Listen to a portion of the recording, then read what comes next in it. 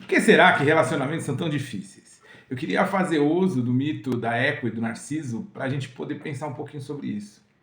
Na história, Narciso ele nasce e ele é um menino muito lindo, muito belo, e ele cresce chamando a atenção de todos por sua beleza. E aí a mãe dele procura Tiresias, o oráculo cego de Tebas, e pergunta para ele como vai ser a vida de Narciso. Narciso viverá uma vida boa e próspera?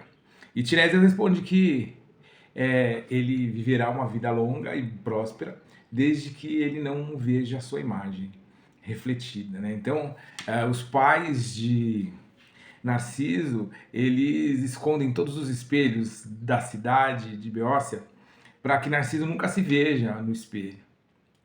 Ele é maravilhoso, né, imponente e tal, e no começo da adolescência ele sai para caçar com os amigos. E aí ele tem um encontro com Eco. Eco, que era uma ninfa muito tagarela, e que por se sentir traída, a deusa Hera, ou Juno, dependendo do conto, lança uma maldição sobre Eco, que Eco não mais falaria, ela só repetiria as últimas palavras que ela ouvisse. Narciso se perde dos amigos, Eco o encontro vê e eles tentam começar um diálogo, porque ele ouve um barulho, na verdade, ele está perdido na floresta, ele ouve um barulho, e ele fala, quem é? E ela responde, vem aqui, vem para perto de mim. Ele está achando que são os amigos, e ela, para mim. E aí ele fala, mas por que você está falando assim? Eco apaixonada por ele, sem saber o que fazer, com medo de estragar tudo, porque ela não conseguia se expressar, ela se lança sobre os braços de Narciso, e ele empurra, ele fala, não quero o seu abraço, sai daqui. Ela, então, cheia de tristeza, rancor, ela procura Nêmesis, a deusa da vingança, que coloca uma maldição em Narciso, que ele se apaixonaria pela própria imagem quando ele a visse. E então ele está com sede, um dia no campo também caçando, ele está com sede, e ele ouve o barulho de águas e ele vai até um lago. Quando ele chega nesse lago, ele se curva para beber água e ele vê o rosto dele. Ele se apaixona perdidamente por ele mesmo. E aí existem várias desfechos para essa tragédia, mas o que eu acho mais interessante que eu quero trazer aqui é que então ele tenta abraçá-lo, só que quando ele abraça, aquela imagem se fragmenta e é impossível. Então ele começa a se golpear. E ele se lança sobre as águas e ele acaba morrendo afogado. Eco então lança uma flor para ele, né? A flor Narciso. Eu queria pensar primeiro a partir de Tiresias, né? Tiresias, ele diz para a mãe de Narciso que se ele seria muito feliz, né, e viveria bem, desde que ele não se visse. Né? A maioria dos traumas que nós temos, que geram necessidades neuróticas até nas nossas vidas, elas partem da dificuldade que nós temos de nos enxergar como somos. A questão dos relacionamentos também, né? Eco, privada de falar o que ela quisesse, né? É um caso que nós vemos isso muito natural nesse contexto de pós-modernidade líquida que nós vivemos, fragmentada, aonde as pessoas elas não conseguem ser mais elas mesmas, elas só conseguem ser e se identificar a partir de um grupo, a partir de uma bandeira. E nessa necessidade de ser, de pertencer, eu acabo não tendo mais ideias próprias, mas eu vou construindo ideias de grupo, ideias que muitas vezes talvez nem fazem sentido e que eu nem consiga sintetizá-las, mas eu passo a repeti-las. E isso causa um conflito nas relações. Nós vimos nas últimas eleições quantos conflitos, não é, familiares, conflito entre amigos, por conta dessa polarização, desse diálogo sem um diálogo, onde a pessoa ela só quer falar, mas ela não quer ouvir. Ela quer ser ouvida, mas ela não quer ser ouvido para o outro. Eco tinha uma necessidade de aceitação do Narciso e o repúdio dele gera nela um sentimento de vingança.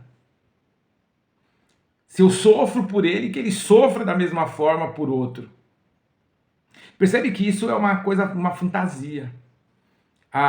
Se nós olharmos para os processos cerebrais e para a nossa mente, a maior parte do que pensamos é fantasia. Consciente é menos que 20% dos processos mentais. O resto são todos autônomos e inconscientes. Narciso, ao mesmo tempo, então nós vemos duas situações ali. Né? Uma pessoa com necessidades neuróticas extremas e um outro com uma defesa psicopatológica também absurda. Nós tentamos, o desespero de Narciso, lançando-se, né, ali no lago e tentando abraçar, agarrar aquela sua própria imagem, é a nossa tentativa louca, obstinada e impossível de manter a integridade do nosso ego ideal, do nosso ideal de eu. Daquilo que nós queremos que as pessoas pensem sobre nós, da imagem distorcida que nós criamos de nós mesmos. Nós buscamos relacionamentos ideais, nós buscamos casamentos ideais, trabalho ideal, a gente busca uma vida ideal, mas a gente se esquece que a gente está no mundo real. E o mundo real, ele não é o ideal, mas ele é possível. Nós temos infinitas possibilidades, então nós podemos ser seres possíveis nesse mundo real. O apóstolo Paulo, ele fala sobre isso quando ele fala: eis que não vivo eu, mas Cristo vive em mim. O que o Paulo está trazendo ali é essa ideia de transcendência.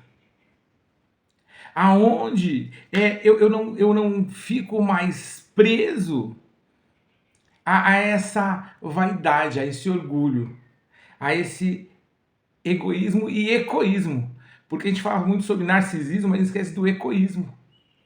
Porque é um tipo de narcisismo às avessas.